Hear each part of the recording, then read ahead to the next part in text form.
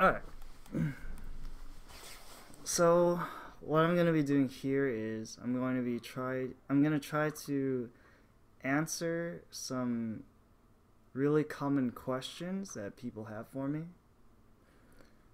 One of the most common is, how did I continue to play Smash and improve while in school? And I guess I'll talk a little bit about how I play Smash currently while I have a full-time job. So while I was in school, college, from 2009 to 2013, I actually started in 2009. I went from Michigan Melee didn't actually have a ranking at the time when I started. It was revived by me and Moose, I think, sometime in 2010. The first ever PR from when I played was here, which is November 15th of 2010. I think me and Moose made this together by writing on a piece of paper. But I was 5th in the initial PR, and then I steadily moved up to number 3, to number 2, and then I was number 2 again, because the Moose farmed me pretty much. And then from February 2013 onwards, I have been number 1 in Michigan.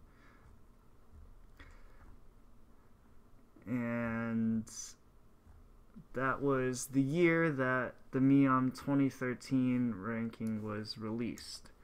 And at the end of the year, I debuted at number 75. So, how did I do this? The first thing that I did was, at least mentally, was I had a list in my head of the priorities, of which school was obviously number 1. And for me, Smash was number 2. I didn't really do any extracurricular activities. I had some, obviously. I had friends in college that I hung out with, but I split a lot of my free time between hanging out with friends and going to Smash tournaments. I actually travel a lot more now than I used to, and the Melee scene was a lot smaller back then. There weren't as many regionals or weeklies for me to physically go to. And basically all of the out-of-state tournaments, Juggle Guy was the one that found out about them, and he would ask me and a couple others if we wanted to go, and we would take his car and he would drive us over, and it's like a 3 or 4 hour drive. And Juggle Guy would drive the whole way because I didn't have a license and nobody else had a license. So those were pretty fun times. But school was always priority number 1. I would never play Smash while sacrificing grades, or I wouldn't miss projects, I wouldn't be late on lab. School is pretty much always on the School is always the number 1 priority. Oops.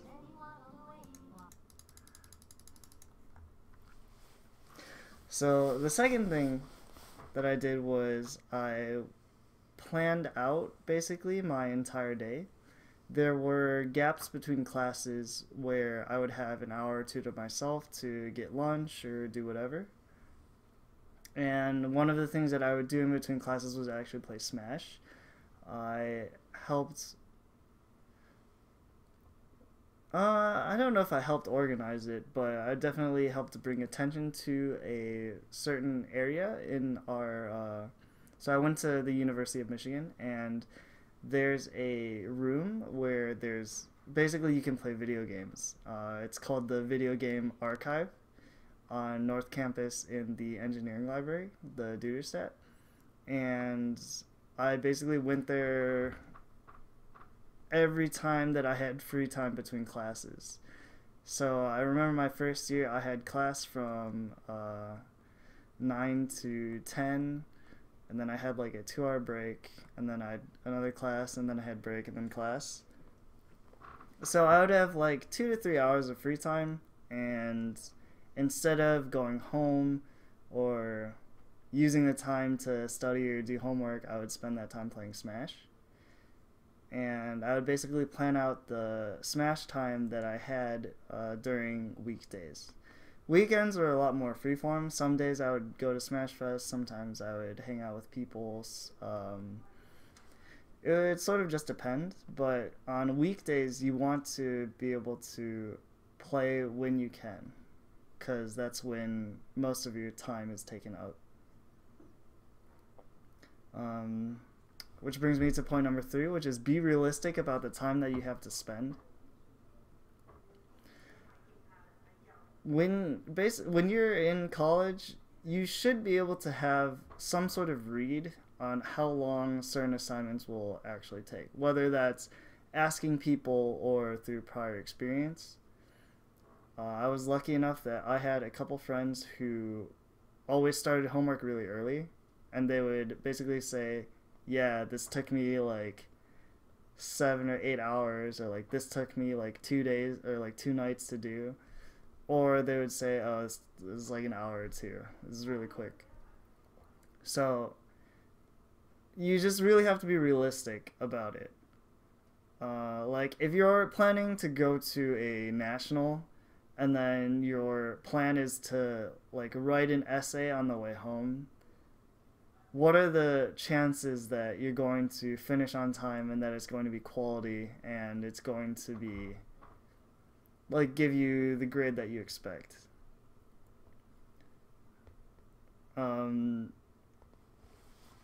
With school as your priority, you should always make sure that you leave yourself like some sort of elbow room. Because Smash will always be there for you later. And if you skip an event, the way it is now with the saturation, there's always something else that you can go to.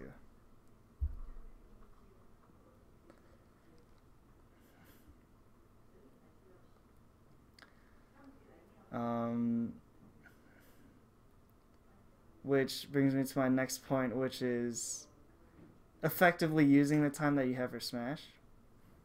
So this is particularly true for Smash Fests, where let's say you've just played Smash for like 8 or 9 hours, it's like 2 a.m. and everybody's sitting around playing free-for-all Game & Watch on like Flat Zone, or like free-for-all Falcon on like Yoshi's Story with like Pokemon balls, because that's definitely happened to me before. And so it's at that point where should you just go to sleep so you have time the next day to actually do productive things? Or like are you just gonna degen it up and keep playing these matches that really don't mean anything? It's sort of the trap with Melee, which is that Melee is actually really fun to play. And so when you play Melee for a long time, it's difficult to keep your mindset and your mentality on constantly improving and getting better. You eventually just switch into, okay, I'm just going to do whatever because it's fun. Which is valid, but you could be using that time more effectively elsewhere.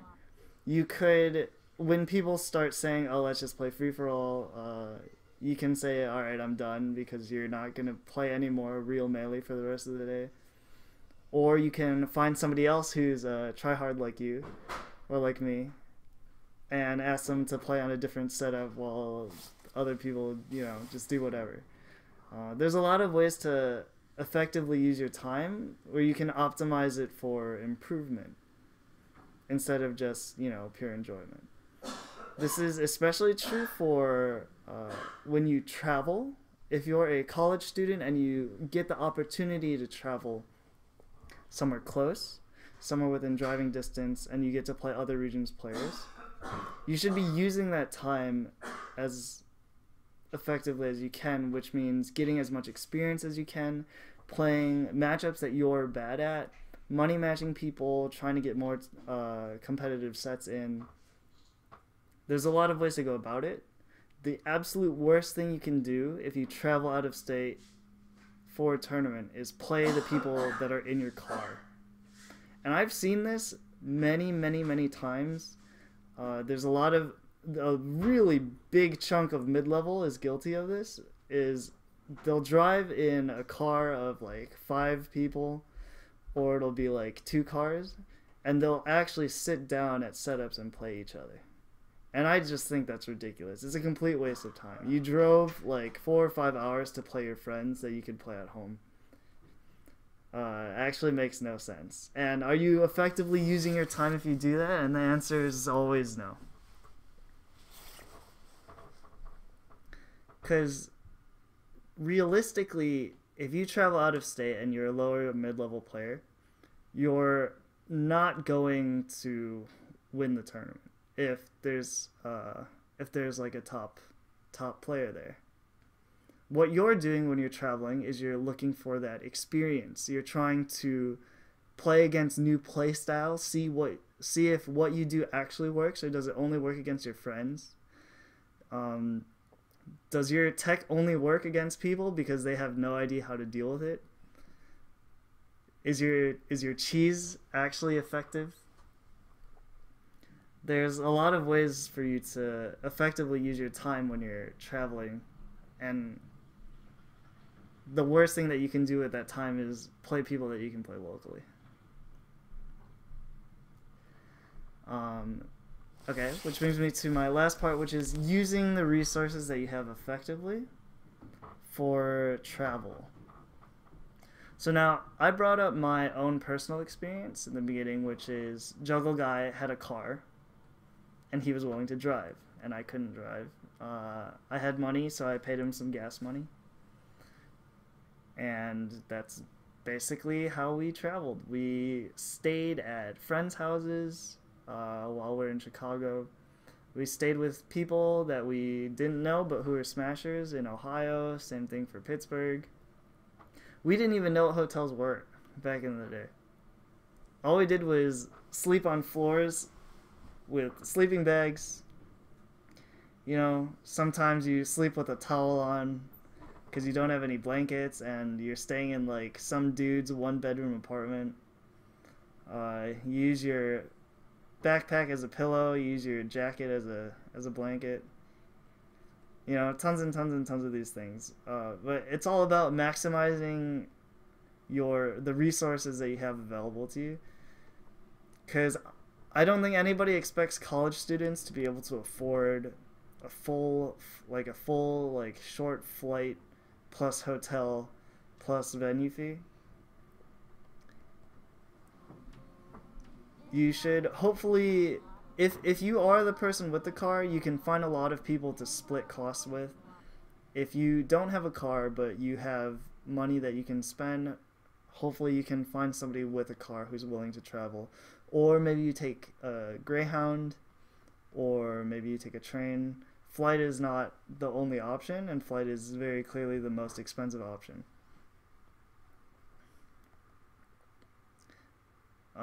So, for example, I currently, since Phoenix One pays for my travel, they pay me for gas, they pay for flights, they pay for hotel. I have offered in the past, even when I was with Denial, I offered, or in the past when I was given accommodation for free from tournaments, I will always offer that to basically friends or to smashers that need it. I know there's a GOML where we took 2 cars, and since my hotel and gas was paid for, everybody else except me pooled their resources to buy the other hotel room as well as the gas. So basically everybody's costs are cut in half and then divided in between the 7 of them. I obviously didn't pay extra because I'm providing part of it. But it's about yeah, you have to take advantage of the resources that you have so that you can travel. People are really friendly. People are willing to, drive you around. Your safety obviously not guaranteed. Some smashers are really, really bad drivers. So go at your own risk, but you don't have to stay at a hotel. You don't have to spend that money if you don't want to. It's pretty much just up to you. So that's pretty much what I did while I was in school, and that's how I improved. Scheduling is honestly key. If you want to keep everything afloat, you really just have to schedule your stuff out. And you have to make the trade-off sometimes of, I just can't make that Smash tournament, I have school. And yeah, that sucks, but there's always more things around the corner. Especially now. Because when I played, if I skipped a tournament, it would most likely mean that there wasn't another tournament in the area for like a month or 2 months. But nowadays there's tournaments pretty much all the time. Skipping a regional is not as big of a deal as it used to be. And sometimes you just have to make that trade-off. And it does feel bad, but it's just what you have to do sometimes.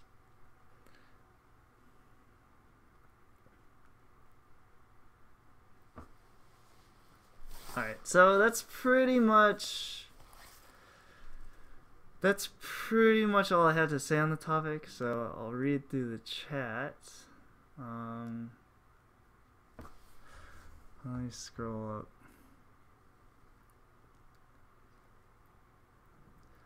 A lot of people saying that they're procrastinators. Oh, here's another thing is that the reason why you schedule this time, well, one obviously is so that you actually have enough time to do both things. Number two is that you do not want to split your focus while you are at a tournament or while you're doing homework, because both of those things will suffer. If you know you have a project due and you're at a tournament, are you going to be able to play effectively with the knowledge that after this tournament is over, you have to rush yourself to try to finish something? Are you going to be able to play to your best? Are you going to learn as well as, as much as you can? If there's something in the back of your head telling you that, hey, you're not supposed to be here. Hey, you should be doing something else. And that's true the other way around too. Which is, if you're trying to rush through a project because you want to play Smash, is your project going to be high quality? And the answer is most likely no. And so just mentally, it's just a lot better for you to actually schedule the time so that you can have 100% focus on one thing, and then when that's over, you have 100% focus on another thing.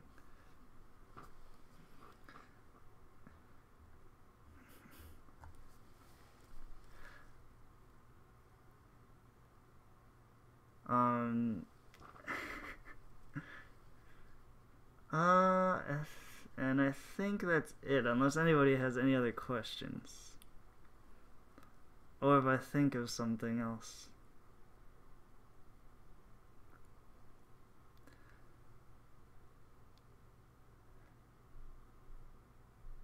Don't play League.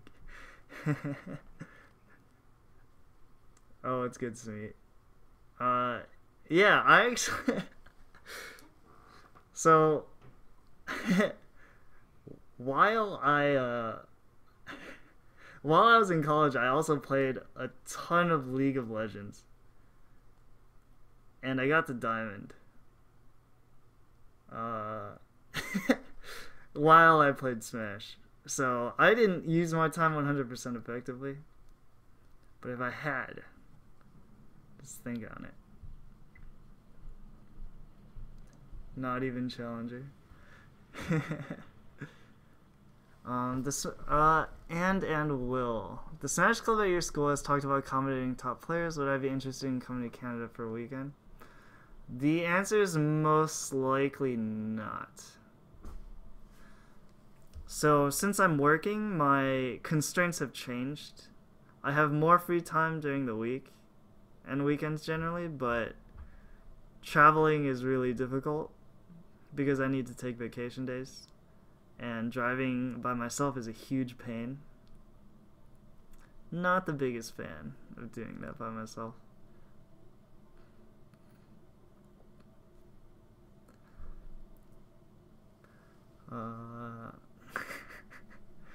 Identity Crisis asked me why I don't play Smash at work.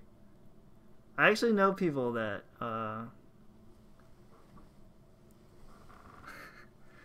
peace to me. Yeah, the people that I work with are really old, mostly. My first job at Chrysler, I was by far the youngest person in my group. Everybody was 40 plus. A lot of people had kids that were my age, which is interesting.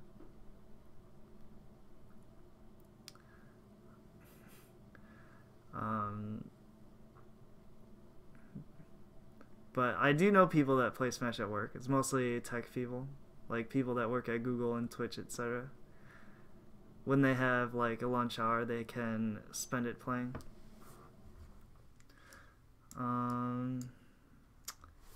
Did I have a job when I was in school? And how did I manage going from a long day of work class both straight to a tournament and not getting super tired? I did not have a job while I was in school, which is why I had enough free time to do Smash and like League while doing school. Having a job while in school is really, really rough. Really, really rough. That's a lot of time that's accounted for that you basically can't spend on yourself.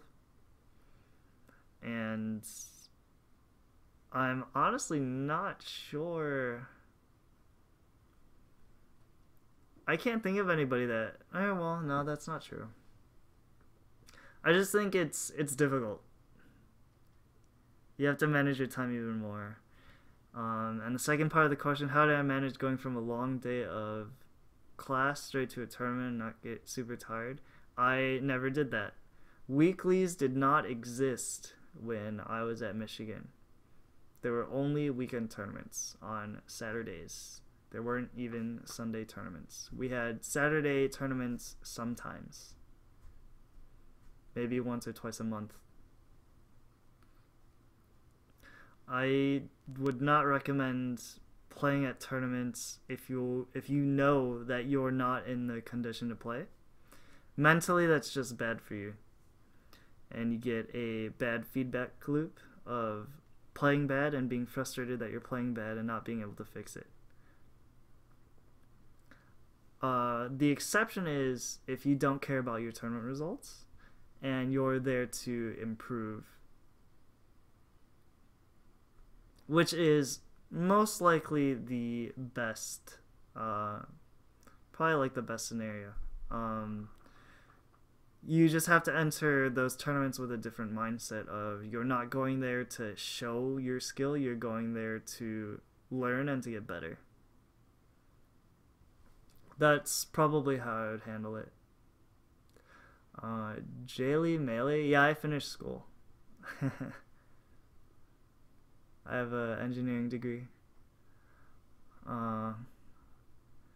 So, Life42, you have a question. You played O'Reilly for the first time Melee yesterday. Why does he seem so beatable? I mean, that just means that you can beat him. I don't know. That's a weird question. If you feel like you can beat somebody, then go do it. Anything other than that is sort of whatever. Alice asked me, are Sunday U-Memes too late for me to go and play? No, I can go to Sunday U-Memes. I just haven't. The U-Memes, the last couple U-Memes have been pretty much impossible for me to go to. Just because I've had things to do on Sunday. I think this coming Yumi I'm free, I think, anyways. So what did my practice consist of when I'm not playing against other players? I did a lot of analysis when I was first improving. I did a ton of analysis. I watched so many videos. And I basically replayed micro situations so I could figure out what are the best ways, or what are ways that I can hit other people. What can I do that's safe? What can I do that basically doesn't get me killed? Or how can I navigate out of situations where I can die? What's up, Connor? Any tips on optimizing solo practice? Well, that's mostly what I talked about, or mostly what I just said, which is I spent a lot of time doing video analysis. It's honestly whatever works for you. If analysis is your thing, then do it. If grinding tech skill is your thing, then do it. But realize that tech skill has a ceiling. After a certain point, no matter how much you grind tech skill, you're not going to become a better player.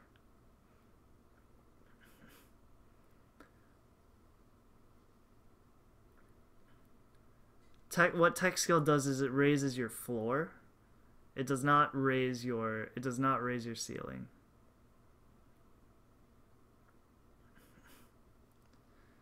And there is a certain point where you have to get practice with other people, or you have to just get more knowledge so that you know what to do in like the most common situations. For most people, it's easiest to learn just by feeling it out, which is why the entirety of California is good, because they just play against each other. They have a lot of high-level practice and pretty much the cast of characters. But especially if you don't have those opportunities, you have to shore that up with something. And most of the time, it's just knowledge of what to do.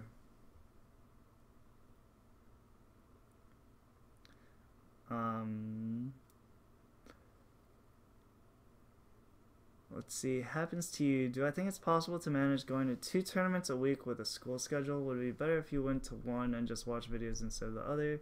Trying not to fail, but also get better. Like I said, everything is... I don't know your schedule. 2 tournaments a week, I think, is probably not the best use of your time. Because again, you're going to tournaments to try to improve. So... do you actually have enough time between the tournament and the next one to digest like what happened? Like, do you know why you lost with the last sets? Do you know how to win next time? Are you actually taking steps to get better, or are you just showing up at tournaments? Because just showing up at tournaments works for some people. It doesn't work for everybody. And tournaments are really good places for you to get like a more objective measure of your skill relative to everybody else.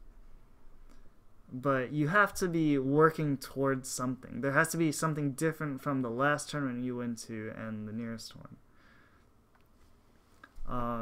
If you're currently not watching videos at all, and the only thing you're doing is going to tournaments twice a week, I would recommend setting some time aside so that you can watch videos one of the days. And yeah, definitely don't don't fail.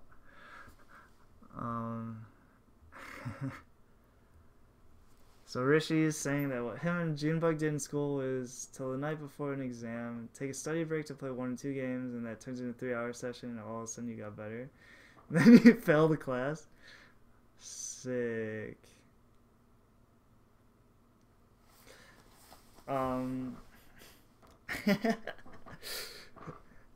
Yeah, no, I don't trust myself to just play 1 or 2 games. When I lived with Moose, we had fully degenerate days sometimes where, let's say it's Saturday, we would wake up, we would eat, and we'd play Smash. Or no, sometimes we wouldn't even eat. We would wake up and we'd play Smash, and then it would be like 6 or 7 p.m., and then we'd be like, oh my god, we're hungry. So we'd eat, and then we'd come back and play Smash, and that was the day. Those were the most degen times of my life, is the one meal and like you feed yourself with Smash basically, so you don't feel hungry for a long time. Yeah, that's pretty bad. So that's why I was saying before, you want to plan things out so that you can focus on one thing at a time. It's not possible to focus on school and play Smash. Smash is way too fun. And Smashers have notoriously low amounts of self-control. So... Connor's saying Facial went to 3 tournaments a week one school year. I think that's ridiculous. That's actually ridiculous. But I mean, if it works, it worked for him. So everything's individual. You just have to see what works for you, and stick to that. As long as you're making sure you actually have enough time for everything. What's good, Zaffle? Identity Crisis. How do you take away more from losing sets? You should be examining the decisions that you're making that lead up to a losing situation. Which is, how did the other person get their opening? Are they reversing you? Are they counter hitting you? Are they just whiff punishing you? And you have to basically examine what you're doing that's making you lose. Like, what decisions are you doing relative to the other person? Like, does the move that you're doing actually have a chance of hitting them? Or no? That's probably the biggest thing. When I started out low mid-level, did I even bother playing other characters in practice? So I used to play Puff, Samus, Roy, and some Marth. This was when I basically just started. Eventually, I only played Samus and Roy in practice, and then I dropped Roy, and then I pretty much only played Samus pretty early on. I did play a lot of Roy. I played a lot of Roy Dittos. I played a lot of Roy versus Marth.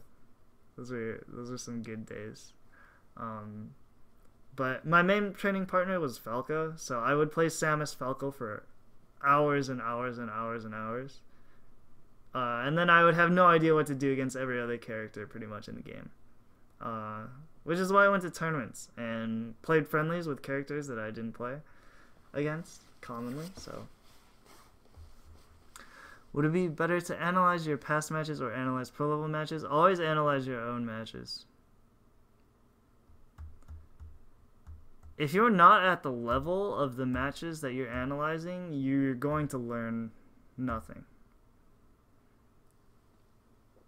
Or not nothing, but you're not going to learn as much. Because you won't know the reasonings behind the things that they're doing. You're just going to look at it and see, oh, that worked. Or like how many times have you heard somebody say, oh, so-and-so always does this to me. So-and-so never messes that up against me. So-and-so never gets hit by that when I do it. Well, that's because they're playing at a different level than you are. And you haven't reached that level of understanding yet. Either consciously or subconsciously. So analyzing your own matches is even better, because it's usually really easy post-set to look at your mistakes and see what they are. It's really difficult to do that in-game. Rishi, I mean, one round couldn't hurt? Yeah, no, that's the bane of my existence a lot of the time.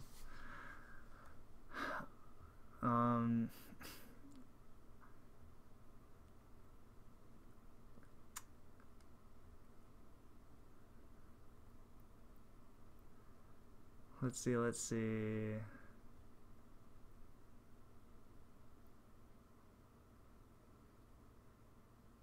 Alright, Rishi's saying some stupid shit.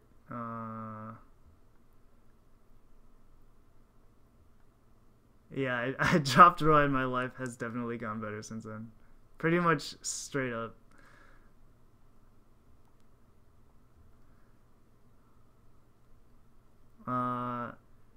Happens to you. Okay, interesting question. Are you a fraud if you do way better in tournament than friendlies?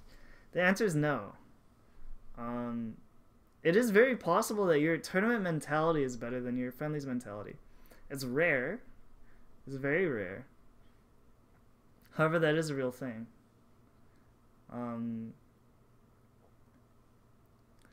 Yeah, your mindset, everybody's mindset in tournament is different from their mindset in friendlies. And for most people, I would say you should try to figure that out. Figure out what the disconnect is. But, I mean, if you do better in tournament than friendlies, then props to you.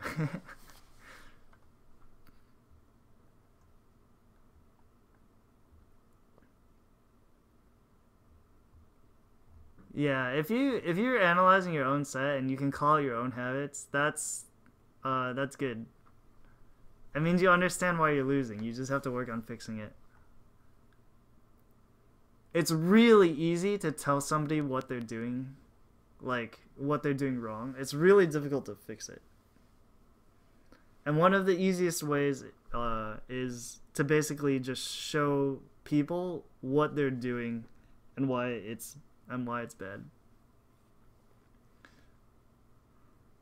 And if you can call out yourself, that's good.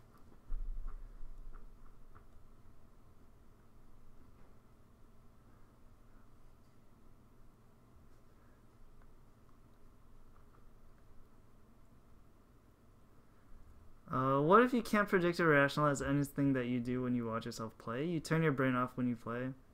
That sounds pretty much like it's a very SoCal mindset. That just means you're a button presser, which is fine. And people are either thinkers or button pressers, and they're somewhere on that scale. So if you're just a button presser, then that's just the way you are. How do you become a thinking button presser? That's not possible. It's a dichotomy.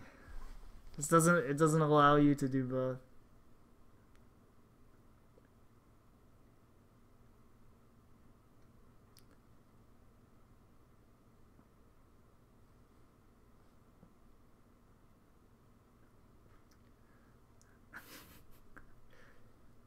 But ways to improve as a button presser is usually you can still analyze your sets and like know that what you're doing is bad. It's just instead of being able to verbalize why it's bad, you have a feeling for why it's bad. A lot of it is subconscious. Like I've had discussions with Mango and Dewan before about Melee. Though they're both massive button pressers. And yeah, I can talk to them about Melee. It's just different. The way that I talk about the game has to be different than versus somebody else.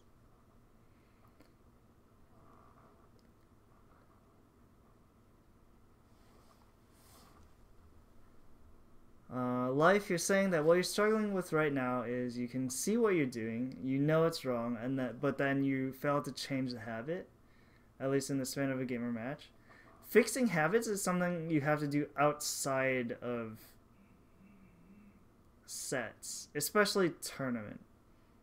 You basically have to grind it out of yourself, and the best way to do it is instead of telling yourself to not do that thing, you should be telling yourself what the better options are. For example, with Sheik, right? Double jumping back on a stage with Fair when you get knocked off. Or double jump back airing back on a stage when you get knocked off. one of the most common character habits just in general, but for Sheik you're basically dead at like 60% if you do that and you get called out. So instead of telling yourself to not do that, you should be thinking, oh, go to ledge, oh, needle, turn around, up B, just however you want to do it, or air dodge. You should be telling yourself what the other options are and what you should be doing instead of just saying not to do it. Because if you tell yourself not to do it, your mind will say, okay, don't do it, but then you don't actually recognize the other options. So you never transcend it. You never go on to the next thing.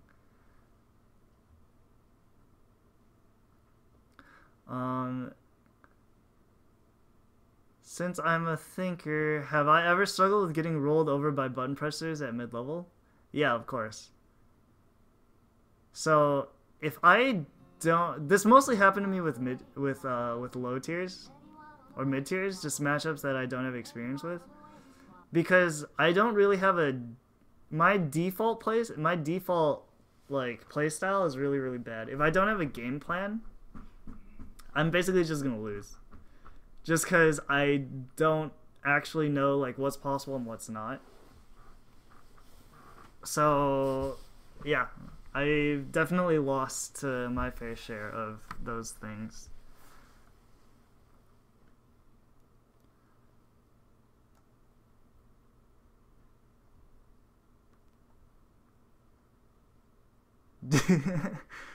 Always double jump from ledge just at the right time.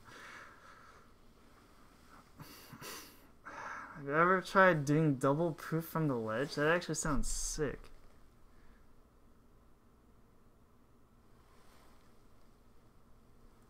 The double poop Shino stall. You messed it up so bad, but you got something right.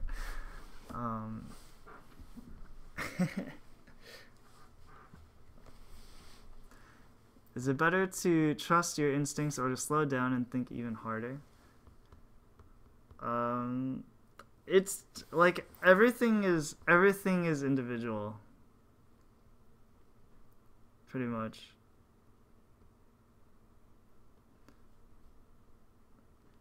Improvement is a very individual journey. There's nobody that can tell you how you can personally improve the fastest or how you should play. It's pretty much entirely up to you. Identity Crisis, thanks for the Twitch Prime